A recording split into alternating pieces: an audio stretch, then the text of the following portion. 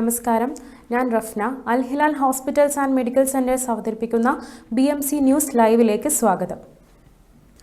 Oman രാജാവ് Haitham bin താരിഖിന്റെ ക്ഷണമനുസരിച്ച് ബഹ്റൈൻ രാജാവ് Hamad bin Isa Al Khalifa Oman സന്ദർശനത്തിനായി നാളെ പുറപ്പെടുമെന്ന് റോയൽ കോർട്ട് അറിയിച്ചു.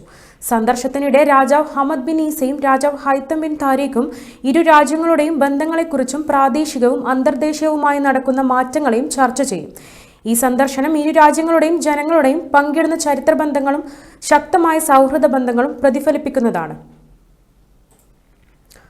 ബഹ്റൈനിൽ പ്രാണികളുടെയും കൊതുകുകളുടെയും വ്യാപനം തടയാൻ ആരോഗ്യ മന്ത്രാലയം മുൻകരുതൽ പ്രചാരണങ്ങൾ ശക്തമാക്കിയെന്ന് പബ്ലിക് ഹെൽത്ത് ഡയറക്ടറേറ്റിലെ പരിസ്ഥിതി ആരോഗ്യ മേധാവി രാജ അൽ സലൂം പറഞ്ഞു.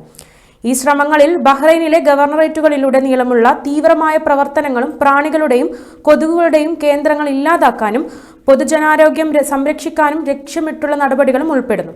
വർഷം മുഴുവനും കൊതുകുകൾ ഉണ്ടാകുമെന്ന് അൽ സലൂം അഭിപ്രായപ്പെട്ടു. എന്നാൽ ഈ സീസണിൽ പ്രത്യേകിച്ച് മഴയ്ക്ക് ശേഷം കെട്ടിക്കിടക്കുന്ന വെള്ളത്തിലും മിതമായ താപനിലയിലും ഈർപ്പം പോലുള്ള സാഹചര്യങ്ങളിലും മുനിസിപ്പാലിറ്റി കാര്യകൃഷി മന്ത്രാലയവുമായ മറ്റു പ്രസക്തമായ സ്ഥാപനങ്ങളുമായി ഏകോപിപ്പിച്ച് മന്ത്രാലയം കൊതുക് വളരുന്ന മേഖലകളെ ചെറുക്കുന്നതിനു ബാധിത സ്ഥലങ്ങളിലെ പരാതികൾ പരിഹരിക്കുന്നതിനുമായി ഫീൽഡ് ക്യാമ്പയിനുകൾ ശക്തമാക്കുകയാണെന്ന് ആരോഗ്യ മന്ത്രാലയം പറയുന്നു. കമ്മ്യൂണിറ്റി ബോധവൽക്കരണത്തിലൂടെയും വീടുകളിലും പാർപ്പിട പ്രദേശങ്ങളിലും പ്രതിരോധ നടപടികളിലൂടെയും കൊതുക് പടരുന്നത് തടയാൻ പൗരന്മാരും താമസക്കാരും സഹകരിക്കണമെന്ന് അധികൃതർ ആവശ്യപ്പെട്ടു.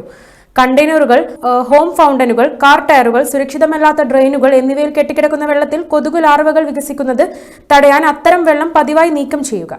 കൊതുകുകളുടെയും മറ്റു പ്രാണികളുടെയും വ്യാപനം പരിമിതപ്പെടുത്തുന്നതിന് നിയുക്ത സ്ഥലങ്ങളിൽ മാലിന്യങ്ങൾ ശരിയായ രീതിയിൽ സംസ്കരിക്കേണ്ടത് അത്യാവശ്യമാണെന്നും അധികൃതർ അറിയിക്കുന്നു.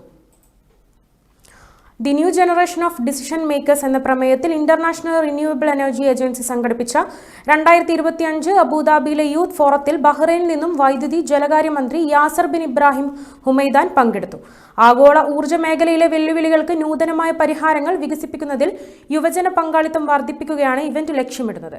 രാജാവ് ഹമദ് ബിൻ ഈസ അൽ ഖലീഫയുടെ വീക്ഷണത്തിലും കിരീടാവകാശിയും പ്രധാനമന്ത്രിയുമായ His Royal Highness Prince Salman bin Hamad Al ഖലീഫയുടെ കീഴിലുള്ള സർക്കാരിന്റെ നിർദ്ദേശങ്ങൾക്കും അനുസൃതമായി സുസ്ഥിര ഊർജ്ജ പരിവർത്തനത്തിനുള്ള ബഹ്റൈന്റെ പ്രതിബദ്ധത മന്ത്രി യൂത്ത് ഫോറത്തിൽ പറഞ്ഞു. നൂതനമായ സുസ്ഥിര ഊർജ്ജ സംരംഭങ്ങളിലൂടെ 2060 കാർബൺ ന്യൂട്രാലിറ്റി കൈവരിക്കുകയെന്ന ബഹ്റൈന്റെ ലക്ഷ്യം അദ്ദേഹം എടുത്തു പറഞ്ഞു. സുസ്ഥിര ഊർജ്ജത്തിന്റെ ഭാവിയെക്കുറിച്ച് യുവാക്കൾ ആശയങ്ങൾ കൈമാറുന്നതിനുള്ള ഒരു വേദിയായ ഈ സുപ്രധാന അന്താരാഷ്ട്ര പരിപാടിയിൽ ബഹ്റൈൻ പങ്കെടുക്കുന്നതിൽ അദ്ദേഹം അഭിമാനം പ്രകടിപ്പിച്ചു. വൈദ്യുതി വിതരണ കാര്യക്ഷമതയിലും സേവന നിലവാരത്തിലും മെച്ചപ്പെട്ട പുനരുപയോഗ ഊർജ്ജ പദ്ധതികളും മെച്ചപ്പെടുത്തി. ഊർജ്ജ മേഖല വികസിപ്പിക്കുന്നതിലെ ബഹ്റൈന്റെ പുരോഗതിയും മന്ത്രി എടുത്തു പറഞ്ഞു.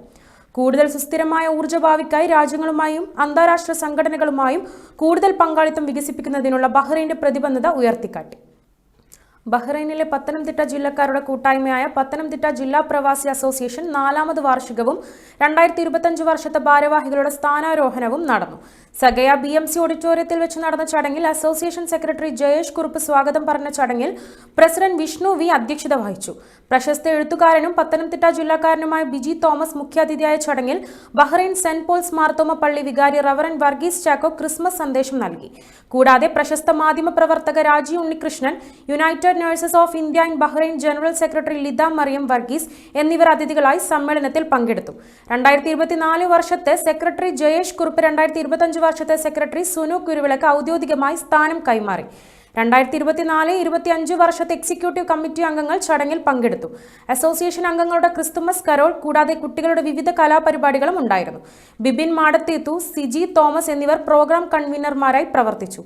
അജു ടി കോശി, ദയാ ശ്യാം എന്നിവർ പ്രോഗ്രാം നിയന്ത്രിച്ചു. BMC ന്യൂസിൽ ഇടവേള.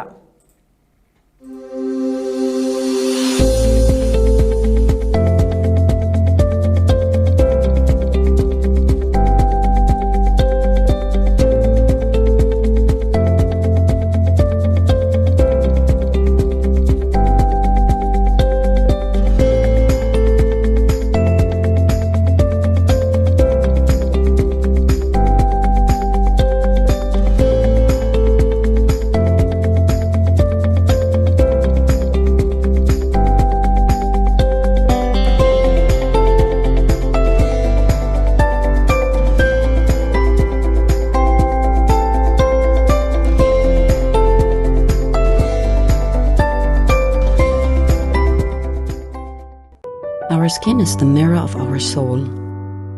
Our skin is our largest sensory organ. Our skin needs a healthy microbiome balance. This is regulated by its pH value, which protects the skin from pathogens, cold and ultraviolet rays. Sebamed protects your skin.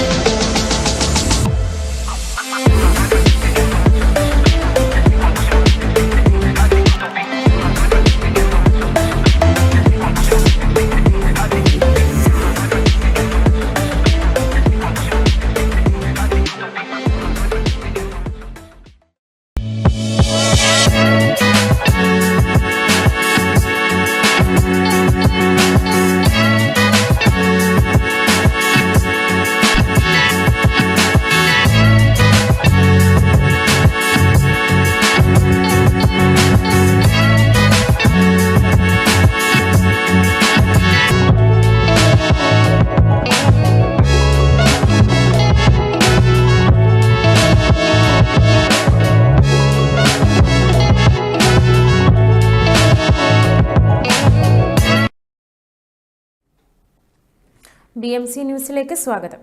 IYCC Bahrain sports വിങ്ങിന്റെ ആഭിമുഖ്യത്തിൽ നടക്കുന്ന professional football tournament 2025 ജനുവരി 30-31 തീയതികളിൽ നടക്കും. ഹൂറയിലെ അൽറ്റീൽ സ്റ്റേഡിയത്തിൽ വെച്ചാണ് മത്സരം. Kerala football അസോസിയേഷനുമായി സഹകരിച്ചാണ് tournament സംഘടിപ്പിച്ചിരിക്കുന്നത്. മത്സരത്തിലെ വിജയികൾക്ക് ട്രോഫികൾ, മെഡലുകൾ, ക്യാഷ് അവാർഡുകൾ അടക്കം നൽകപ്പെടുന്നതാണ്.